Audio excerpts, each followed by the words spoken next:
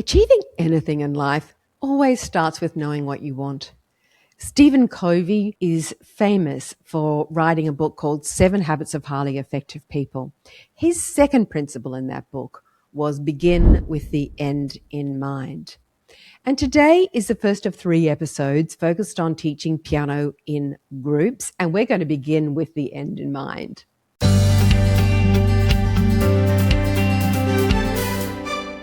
Hello and welcome to Piano Teaching Success Podcast. I'm Gillian. And I'm Paul. And today, as Gillian said, we're going to be talking about group piano. And we have taught groups for years, over 30 years. It's one of our specialties, isn't it? It is. And we're only admitting to 30. Yeah. And I think for me, when I first started to ponder groups, I was always looking for something that was sustainable long term, that would actually give results, long-term results, something where my students could go into groups and stay in groups long term. So I was always searching for that. And it took me a long while actually to find it. I was a bit like most piano teachers, couldn't figure out how groups could possibly work past about a few lessons. But I really was I was thinking, gosh, there must be a way. And I found it. And Paul, we have written our own curriculum on groups, and we did that more than 30 years ago. That's right, exactly. But when kids are learning together, they love it. It's fun and it's social. If they go back to private lessons, this happens sometimes. It's so much harder for them to be motivated to keep going. And I think the groups really make a difference. We've got a short video to share with you. These are a couple of students of mine who have now unfortunately grown up, and one is trained to be a doctor. One is actually training to be a musician. I think he was about to record his first album. And these kids all started when they were 4 years old. Let me share this with you.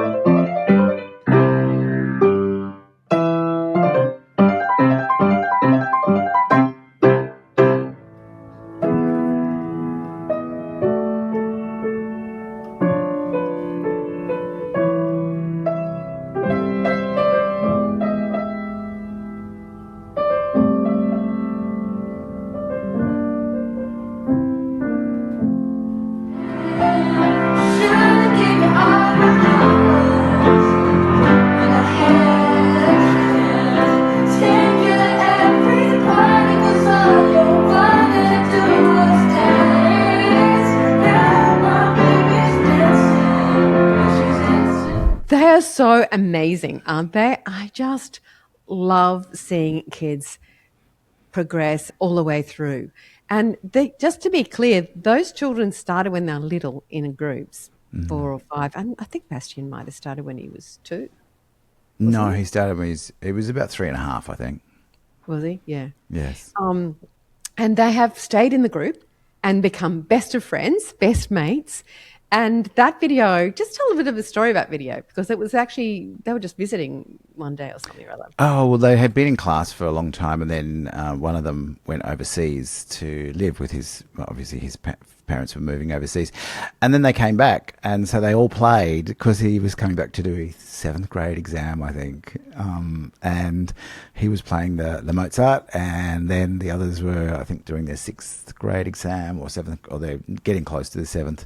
Anyway, they all got together. We went out for dinner, like teenagers going out for dinner. It was fantastic. And they just had a great time. And they literally, the Bruno Mars song at the end, they all found it on their phones, the chords on their phones, and they were singing along together. Like, it was totally unrehearsed. None of that was rehearsed. It just happened. One of, I think Baz's mum was videoing it. I think that video really brings out to me what I was looking for in a program. Because what I wanted then as young piano teacher actually when I first started this, and teaching groups. And also later as a parent, what I wanted for my children was for my children to have musical skills that they could pivot to whatever music they like and play whatever the music that they liked, whether that's pop songs, because I wanted them to have music for life. I wanted them to be still playing as adults. And so with rock, they might like rock music and they might want to join a rock band. They might like jazz and they might like to improvise, or they might like classical. Or maybe they like a mix of all of those styles. So I wanted them to have the whole genre, whole range of musical options open to them. And I wanted them to be able to do that.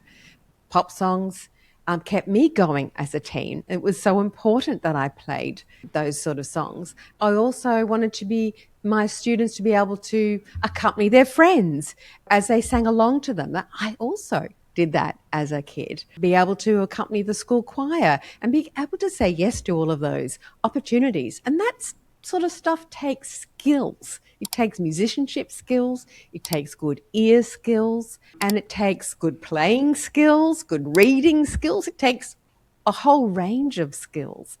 And and it's just, that creativity, I think, is also where some children really love to explore and what have you. So that's what I was really looking for, something where children could develop the skills to take music in whatever direction they wanted to take it in. And I could see that there was limitations on, I was teaching quite a traditional approach at the time, and I could see those limitations in there.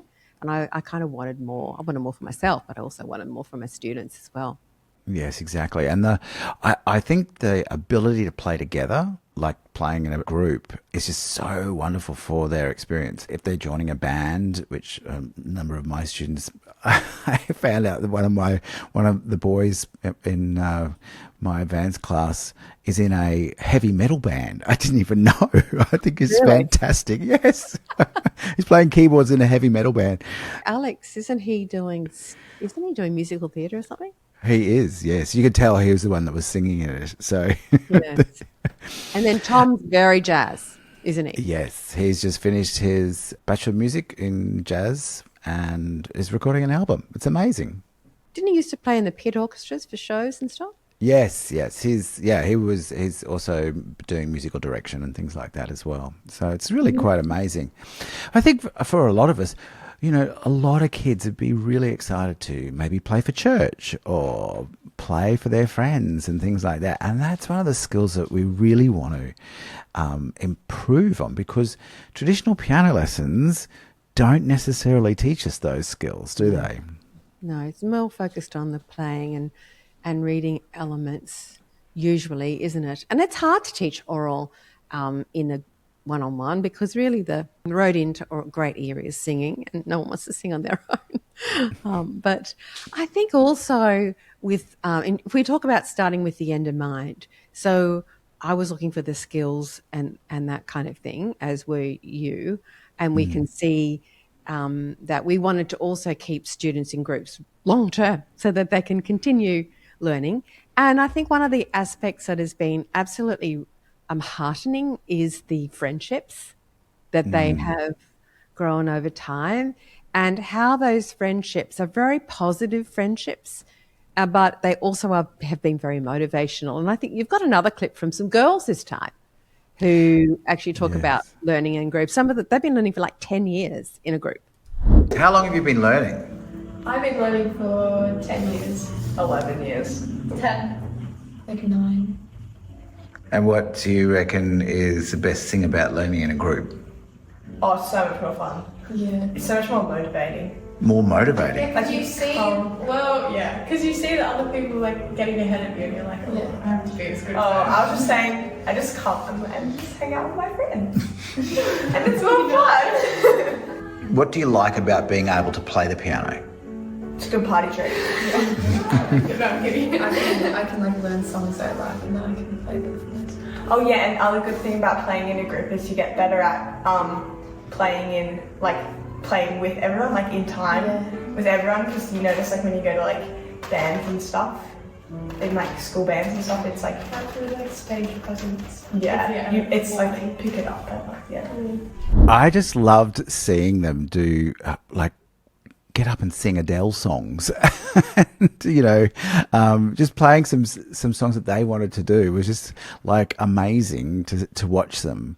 And over the years, like, I mean, they're now 16, 17 when that video was made, and they were just love it, and they keep coming. As they said, I like to see my friends every week. Yeah, and it's motivation as well. I think one of them said, I don't want to be the one that's going to be left behind, so I just make sure I go do some practice.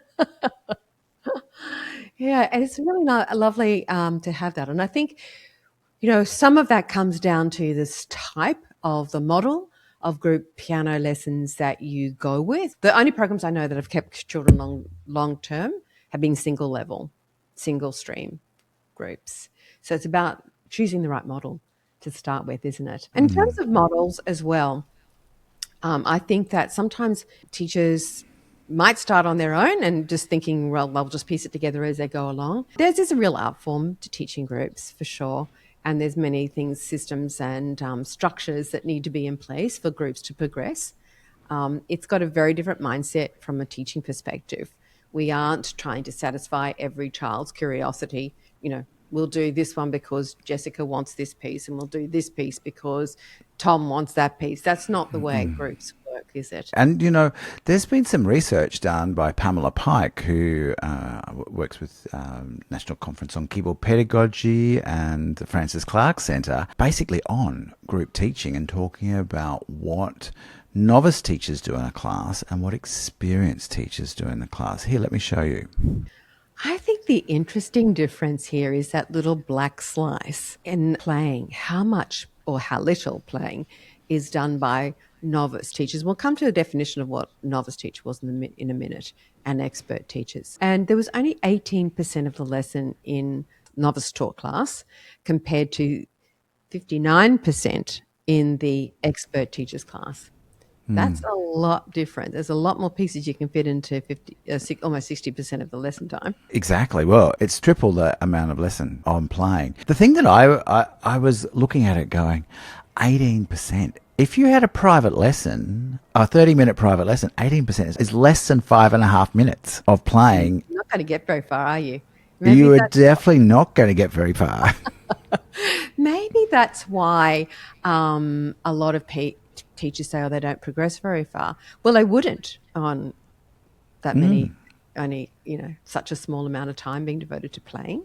As we were saying, Pamela Pike actually describes novice teachers as being teachers who haven't done any training in group teaching. They might be excellent private teachers, but they haven't actually done any work in group teaching. Yeah. They haven't got the excellence at groups because they're just trying to piece things together at a bit at a time.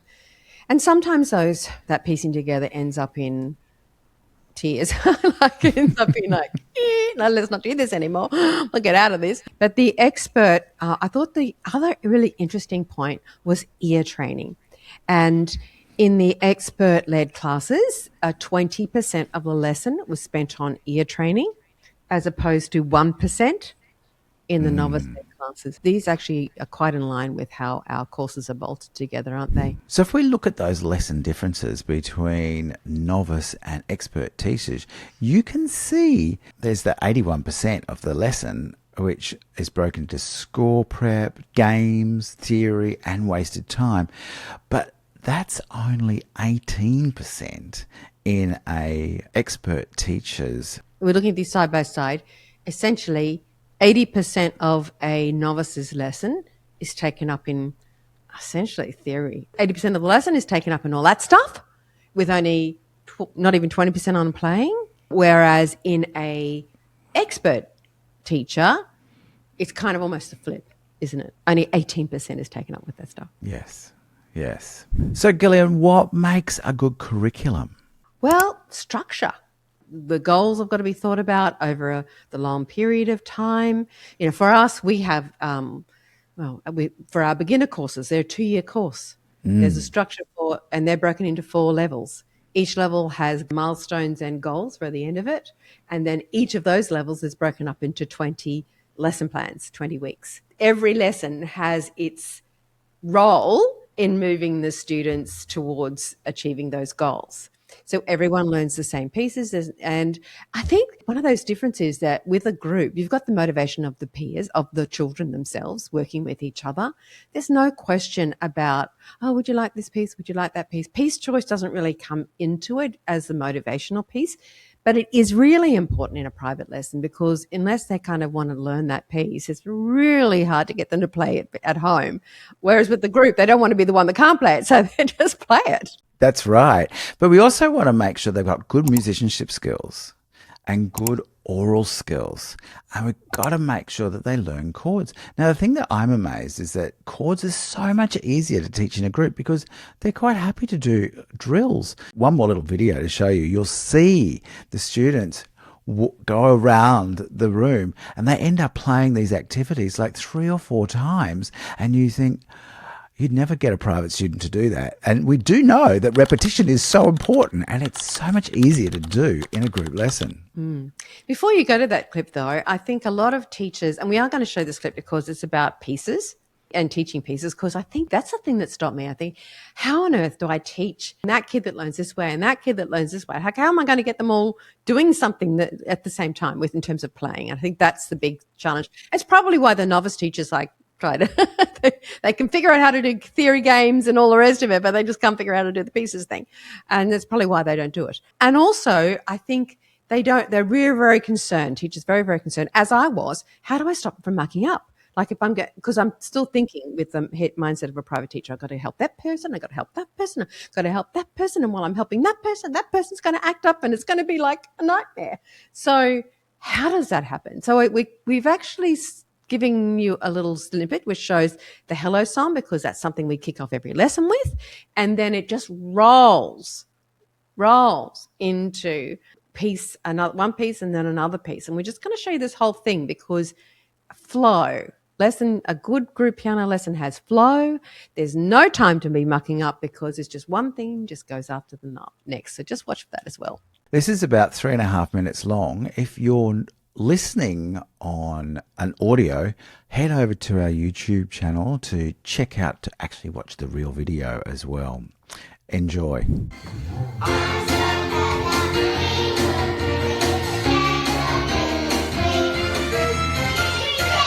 How's everyone today? Can you sing?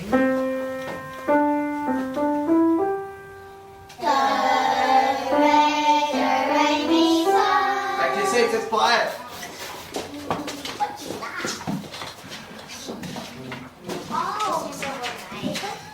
Page 15 in your book. Here we go. Right hand is first. Go.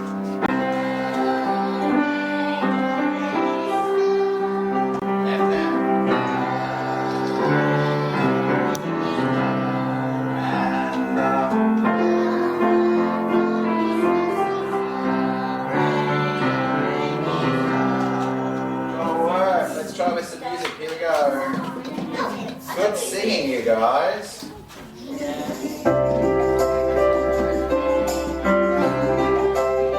Right hand.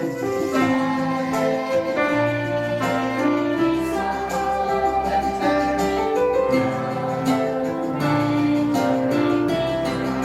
Right hand. Good. And move around one spot in this direction. Quick. Here we go.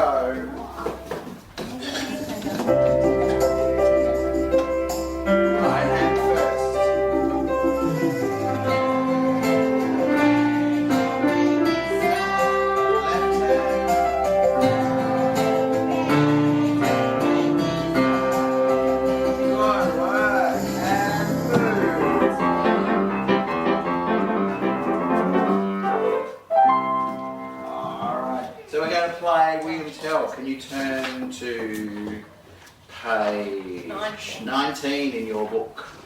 Get your left hand on do and so, left hand, Jess. Here we go, do and so first. Let's have one quick practice. So, and do.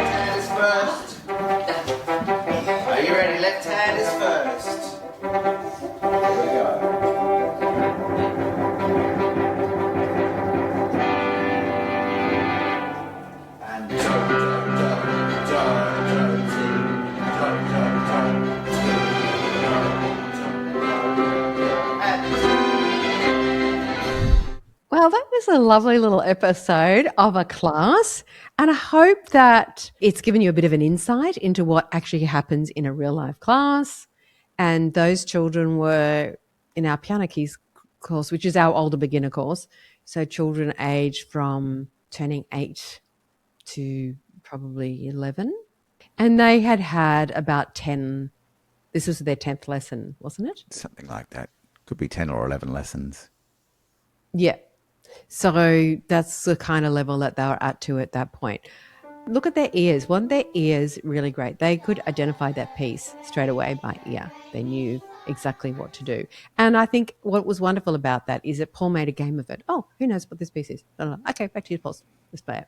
And then did you also notice the moving from around the room? So you had lots of repetition. That repetition is so critical to make sure that they've all got it. And it's one of the things that's one of the magic ingredients, because we know we need clever repetition to keep those kids engaged, because otherwise they're off with the fairies. They are. And I think a lot of teachers are really worried about not being able to get it round and give individual attention. I think they're worried about the rabble breaking out, or how do I keep them all together while I'm getting around. And you saw Paul both accompanying the students just at the beginning part with him at the piano. But once he knew that they could do it, then he put the track on, the music on. And we talked about using music to teach music in episode 5. So if you haven't caught that episode, please go do so. But it's one of the magic ingredients, I think, in running a successful class. Exactly. It allows you to do that individual attention. And as Paul said, the repetition that he's able to do, really simple repetition, got them. And what about when they did William Tell and they finished William Tell and they were just off their bottoms and ready to go to the next one? And we don't always have parents in the lesson. I was very lucky with those kids. The parents actually were motivated enough to stay in the lesson. But for that older age group, we don't always have parents in the lesson. But it's still taught in exactly the same way. And you can see the parents weren't doing that much. They might have been saying hello, but they weren't actually doing very much work in there. Over the next 2 episodes, we're going to have a deeper dive into group piano. So please do join us for those. Well, that brings us to the end of today's episode. We don't have any downloads or handouts for you this week, but if you'd like to keep learning with us, the best thing you can do is subscribe to our newsletter. Each time a new episode is released, we'll send the link straight to your inbox so you never miss one. So just head to the link in the show notes or go straight to pianoteachingsuccess.com and join the newsletter list so you never miss an episode or a free resource again. Thanks so much for listening to the Piano Teaching Success podcast, and we'll see you next time. Bye. Bye.